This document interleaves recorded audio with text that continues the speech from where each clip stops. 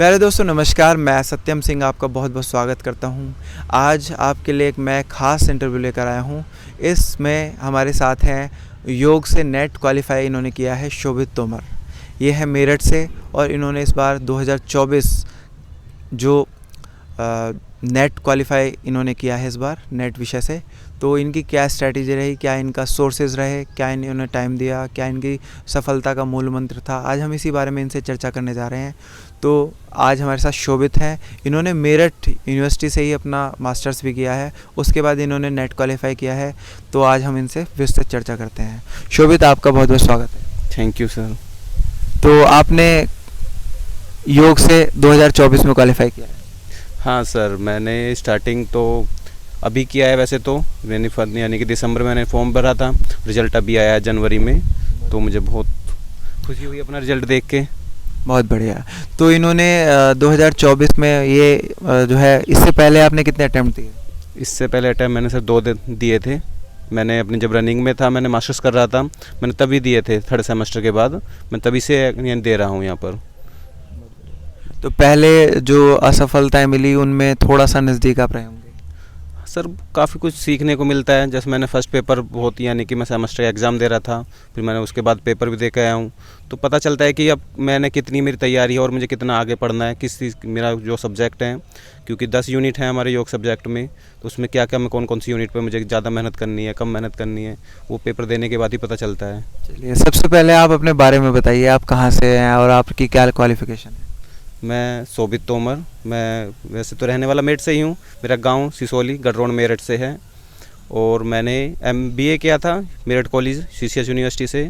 उसी के पश्चात फिर मैंने अपना MA पहले डिप्लोमा किया है, MA डिप्लोमा योग से ही, जो स्टार्टिंग में कैंपस में आया था।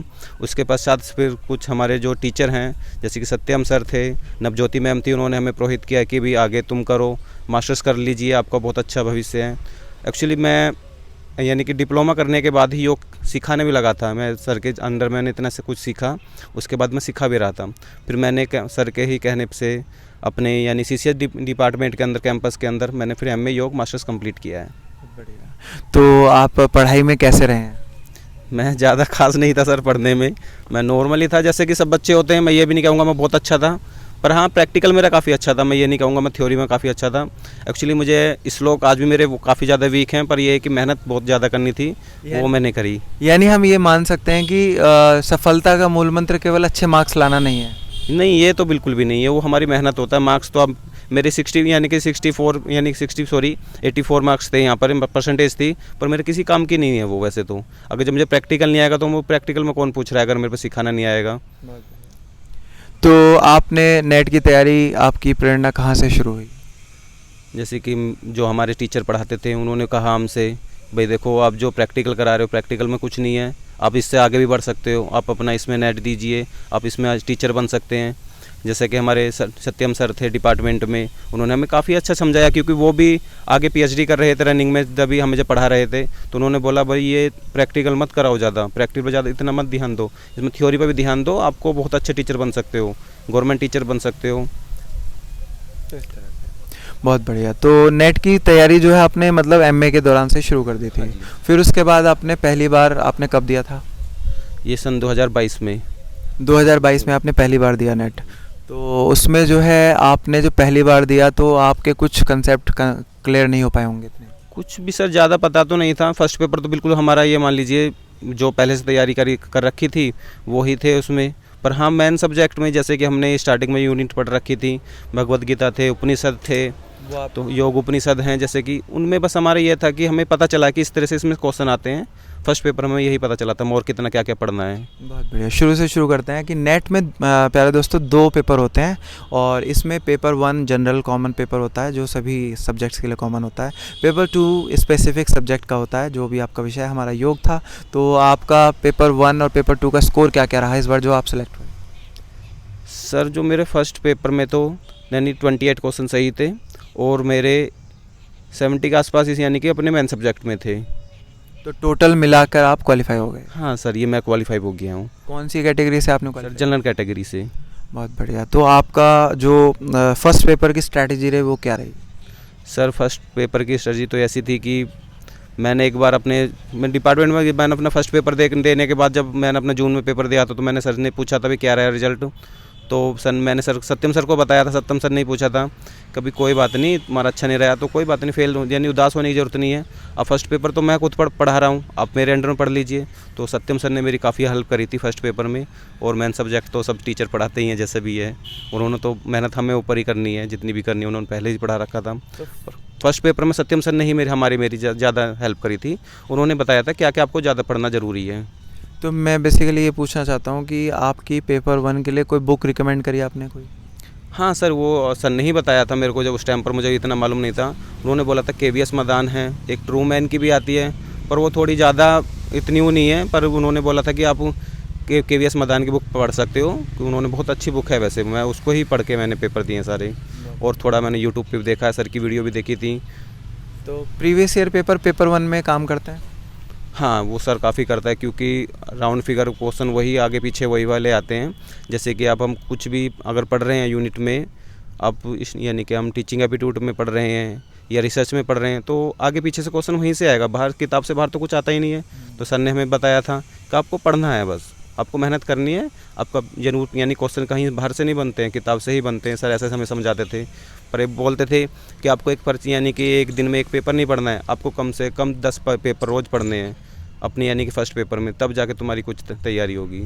बहुत बढ़िया। तो आपने मॉक्स वगैरह भी दिए थे या ऐसे ही अपना सेल्फ स्टडी करी थी? नहीं सर, मैंने सेल्फ स्टडी ही करी थी, क्योंकि सेल्फ स्टडी में खुद को कॉन्फिडेंस ज़्यादा रहता है। देखो सर, मॉक देते रहा, उसमें पेपर कैसे बनेगा, इससे अच्छा है कि मैं अपना थ्योरी पे ज़्यादा मेहनत करूं, अपना ज़्यादा अच्छी तरह पढ़ूं।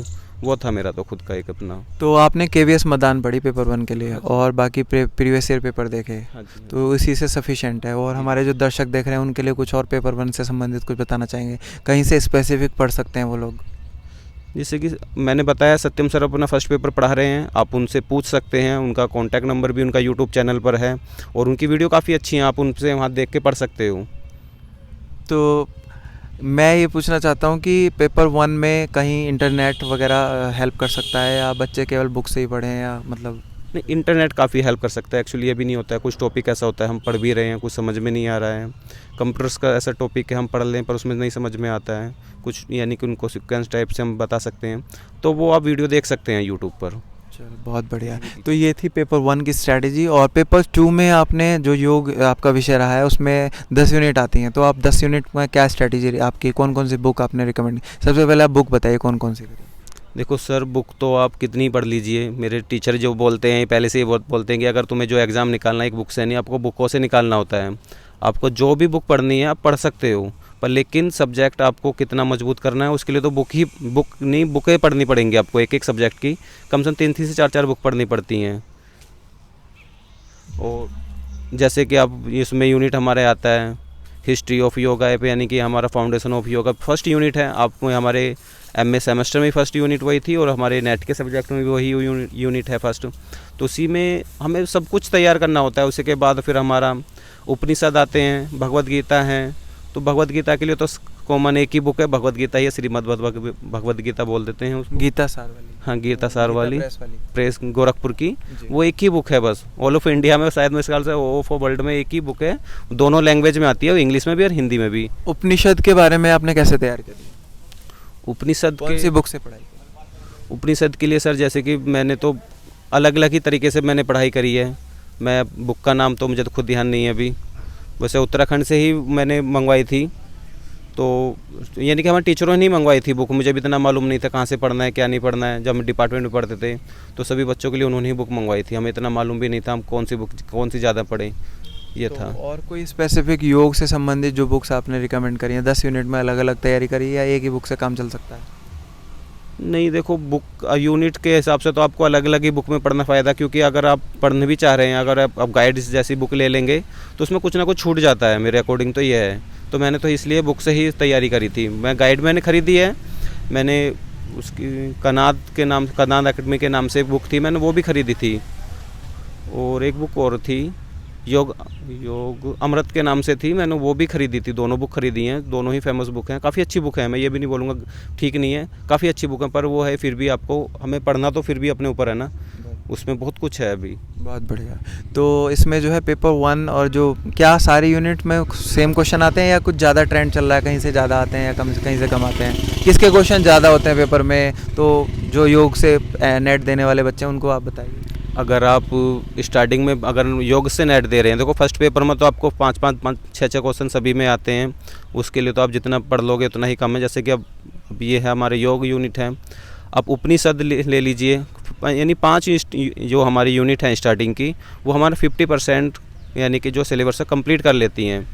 एक तो हमारा यानी कि उपनिषद हो गए हैं, 2 उपनिषद हो गए, योग उपनिषद हो गए हैं, 9 यानी 10 उपनिषद हमारे नॉर्मल हो चुके हैं, जो हमारे बिल्कुल हमारी जो उत्पत्ति कैसे हुई है पृथ्वी की, जीवन उत्पत्ति, ये सब उसमें बताते हैं। जैसे कि ईशावास्योपनिषद है, केनोपनिषद है, कठोपनिषद है, प्रश्नोपनिषद है, मंडूकोपनिषद है, मांडूकोपनिषद है, इत्तरीय, तैत्तरीय और छंदोकोपनिषद, ये सभी उपनिषद हैं। ये हमारे अलग ही उपनिषद हैं, ये हमें बहुत इंपॉर्टेंट है पढ़ने।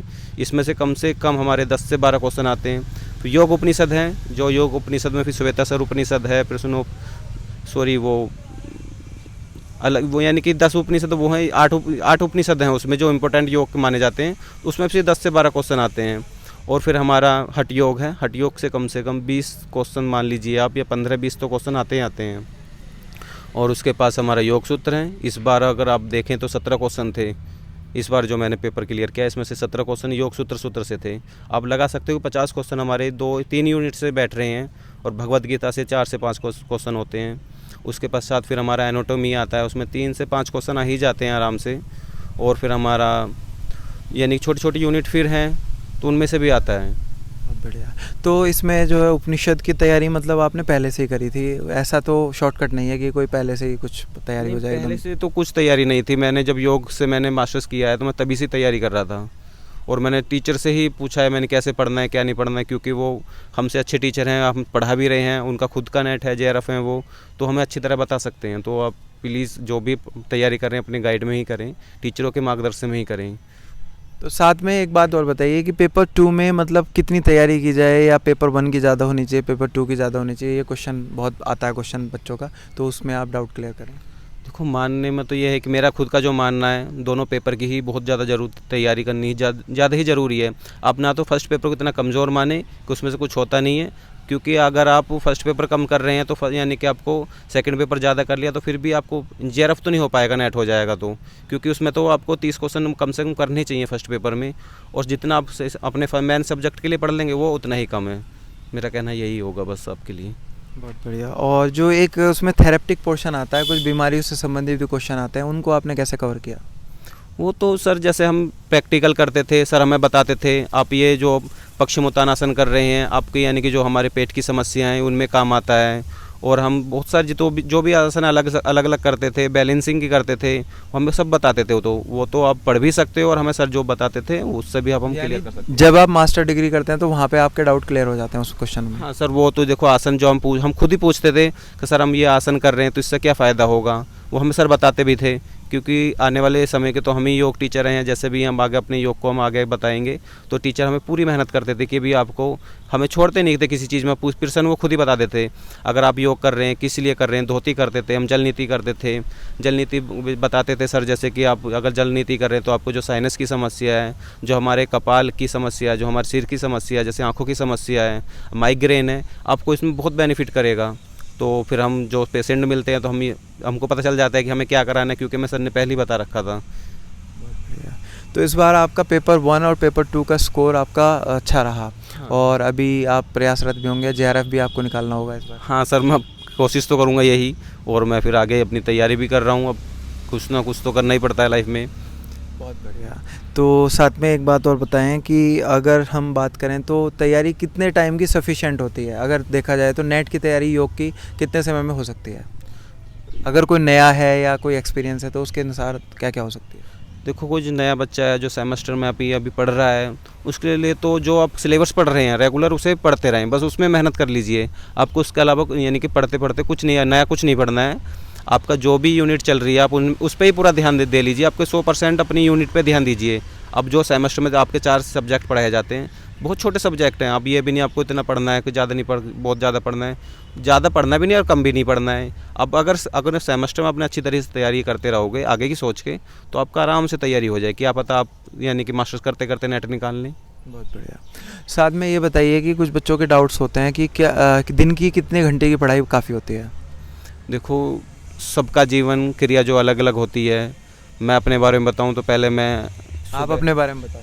हाँ, जैसे कि मैंने सेमेस्टर जब मैं यानी फर्स्ट डिप्लोमा किया था योग से, तो मैं उसी के बाद अपना योग सिखाने लगा था मेरिट के अंदर ही, अपना आसपास कहीं होम बैच करा रहा था, कहीं सेंटर पे करा रहा था। इस तरह से मेरी सर ने बहुत कम, जो हमारे टीचर थे सभी ने हेल्प करी। हमें वो बताते थे भाई वहाँ पर चले जाओ, वहाँ पर क्लास है, आपको अगर कराना है तो चले जाइए। तो वहाँ मैं 10 बजे तक फ्री हो जाता था। मैं थक भी। मैं आपसे एक बात पूछ रहा हूँ कि आपने अपनी नेट की जो तैयारी की उसमें आपने दिन में कितना पढ़ा? हम वही बता रहा था सर आपको, जैसे कि अब अगर आप कोई अभ्यास करा रहा है, किसी को सिखा रहा है, उसके बाद आप 10 बजे तक आराम से फ्री हो जाओगे। आपको फुल डे आपके पास है, पूरा दिन है, पूरी रात है आपके पास। आप उस दिन में 4 से 5 घंटे आराम से पढ़ सकते हो। तो मतलब आपने कितना टाइम पढ़ते थे आप, मतलब एवरेज निकाला जाए तो कितना टाइम होता था आपका स्टडी? सर मैं 3 से 4 घंटे आराम से दिन में पढ़ लेता था, और रात को भी 1-1.5 घंटा यानी कि रिवीजन करने के लिए 1 से 2 घंटे आराम से पढ़ता था। ये तो क्या रिवीजन बहुत मैटर करता है, नोट्स बनाए जाएं या नहीं बनाए जाएं, या केवल बुक जैसे आप पढ़ते हैं जो स्टैंडर्ड बुक्स, टेक्स्ट बुक्स हम पूरी पढ़ते हैं गहराई से, तो उसके बाद हमें एंड टाइम पे हम कैसे तैयारी करें, उसका कुछ आपके पास क्या था फिर? नहीं, देखो सर, मैं बताऊं आपको, मेरे पास डबल नोट्स हैं एक ही सब्जेक्ट के। मैं पढ़ता था, फिर उसमें कुछ नया मिलता था, मैंने पहले नोट्स बना लिए, फिर मैंने अगली बार फिर बुक से पढ़ रहा हूँ तो फिर मुझे नया कुछ मिलता था, फिर मैंने अगले फिर नोट्स बनाए हैं। मैं बताऊं तो आपको, यानी कि हठ योग से मेरे कम से 2-2 यूनिट की यानी 2-2 नोट्स बने हुए हैं। तो इसलिए आपको नोट्स तो बहुत ज़रूरी हैं। आप जब भी पढ़ेंगे बुक से तो आपको कुछ नया ही मिलेगा पढ़ने को। बहुत बढ़िया। तो यानी लास्ट टाइम पे बुक तो पूरी रिवाइज नहीं हो सकती, वहाँ पर नोट्स काम आते हैं? हाँ, बुक से तो आप कहाँ क्या पढ़ लेंगे, कुछ भी नहीं पढ़ पाएंगे। आपको अगर मैं मानता हूँ, जैसे कि आपको योग सूत्र पढ़ना है, योग सूत्र में आप कितने योग सूत्र यानी योग सूत्र को पढ़ लोगे? आपको छोटा छोटा देखना पड़ता है, उसमें कहाँ पर कौन सा पॉइंट आ रहा है, क्या पढ़ना है हमें, वो धीरे धीरे आप अपना आप से पढ़ लेते हैं फिर तो एक क्वेश्चन और आता है हमारा कि क्या कोई पहली बार में नेट क्वालिफाई कर सकता है जेआरएफ के साथ भी? हाँ, कर सकते हैं सर। देखो, मैं ये नहीं बोलूँगा, अगर आप अच्छी तरह सेमेस्टर में तैयारी कर रहे हैं फर्स्ट सेमेस्टर से, और टीचर जैसे मार्गदर्शन यानी कि टीचर ही सबसे बड़े मार्गदर्शक होते हैं, हमसे तो अच्छा वही जानते हैं हमें कैसे पढ़ना। अगर आप उनके अनुसार पढ़ेंगे तो आप फर्स्ट अटैम्प्ट में ही अपना कर सकते हो, मास्टर्स करते करते भी जेआरएफ भी कर सकते हो। बहुत बढ़िया।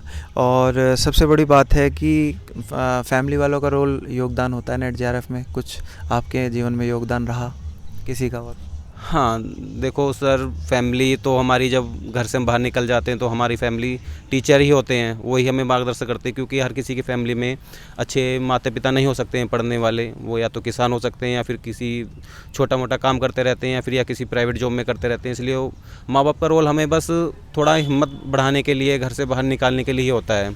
पर लेकिन जो हमें टीचिंग अच्छी देते हैं वो हमारे टीचर ही फैमिली के सदस्य होते हैं, फिर वो ही हमें आगे बढ़ा सकते हैं एक प्रकार से। तो ओवरऑल जो आपने पेपर दिया उसमें प्रीवियस ईयर पेपर का योगदान होता है, या बच्चे पढ़ें सिलेबस का क्या योगदान होता है कुछ? ये तो बहुत ज़्यादा ज़रूरी है। यानी कि पेपर तो हमें बहुत देखने ज़रूरी है, क्योंकि अभी योग तो पहले स्टार्टिंग से था नहीं। सन 2017 से हमारे ऑनलाइन पेपर स्टार्ट हुए हैं, पहले तो ऑफलाइन ही हुए थे 2 पेपर 2 साल तक। तो उसके बस जो हमारे अगर प्रीवियस पेपर देखेंगे तो हर बार हमारा पेपर कुछ ना कुछ टफ होता जा रहा है। बहुत पहले बहुत इजी था, अगर आप इस टाइम पढ़ोगे तो आपको लगेगा कि भाई पहले तो बहुत इजी आता था, लेकिन ऐसा भी नहीं है। अगर आप पढ़ोगे तो इस बार भी इजी हो, अपना जब तुम पढ़ोगे तो इस बार भी आपको अपना जब पेपर देखाओगे तो वो भी इजी लगेगा। अगर पढ़ के नहीं जाओगे तो वो हर पेपर हार्ड है, फिर तो आप ये मान लीजिए। एक क्वेश्चन और हमारे पास आता है कि क्या मतलब ओवरऑल मतलब कितना हमें कंसर्न किन चीज़ों से बचना चाहिए नेट की तैयारी में, किन चीज़ों का ख्याल रखना चाहिए, कुछ सावधानियां ऐसी होती हैं नहीं होती हैं? क्या मोबाइल कारगर होता है, या हमें दूर रहना चाहिए, बुक से ही पढ़ना चाहिए? कुछ अपने अनुभव बताइए।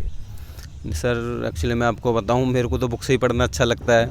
एक्चुअली आजकल टाइम जो सोशल मीडिया का है, पब्लिक सोशल मीडिया से काफ़ी अच्छा पढ़ रही है। मैं ये तो नहीं कह पाऊंगा कि आपको कैसे पढ़ना है, पर हाँ मैं अपना बताऊं तो मुझे बुक से ही पढ़ना अच्छा लगता है।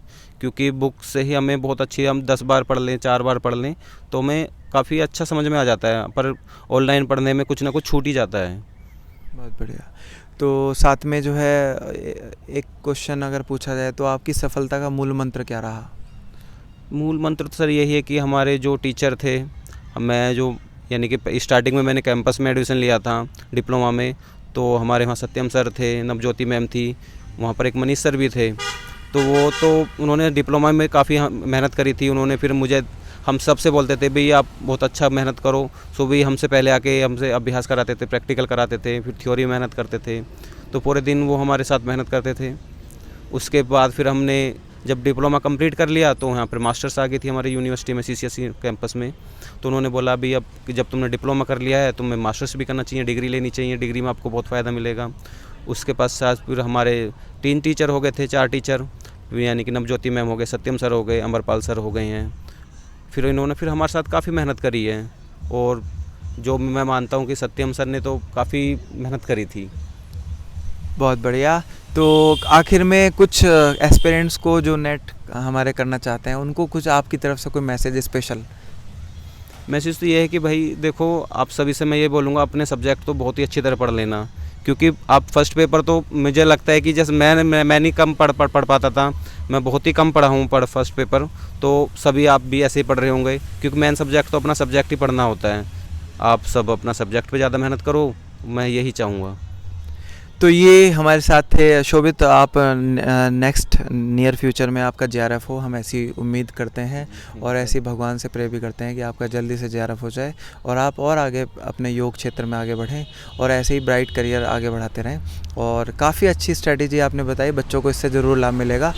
प्यारे दोस्तों, ये शोभित तोमर थे। इन्होंने अभी इस बार 2024 से नेट क्वालिफाई किया है और अभी इनका JRF इस बार हो जाएगा। इनकी जो मेहनत दिख रही है तो उस हिसाब से इनका भविष्य में ज़रूर होगा। तो अगर आपको ये वीडियो अच्छी लगी हो तो आप हमारे साथ जुड़े रहें, ऐसी अच्छी वीडियोज़ आपके लिए लेकर आते रहेंगे। और आप भी अपनी तैयारी दुरुस्त रखें, तैयार रहें। और अगर आपको कोई भी डाउट हो आप हमें क्वेश्चन पूछ सकते हैं कमेंट में डाल के, हम आपके क्वेश्चन का जल्दी जवाब देंगे। मिलते हैं किसी अच्छी सी वीडियो में, तब तक के लिए आप अपना ध्यान रखिएगा। नमस्कार, जय हिंद।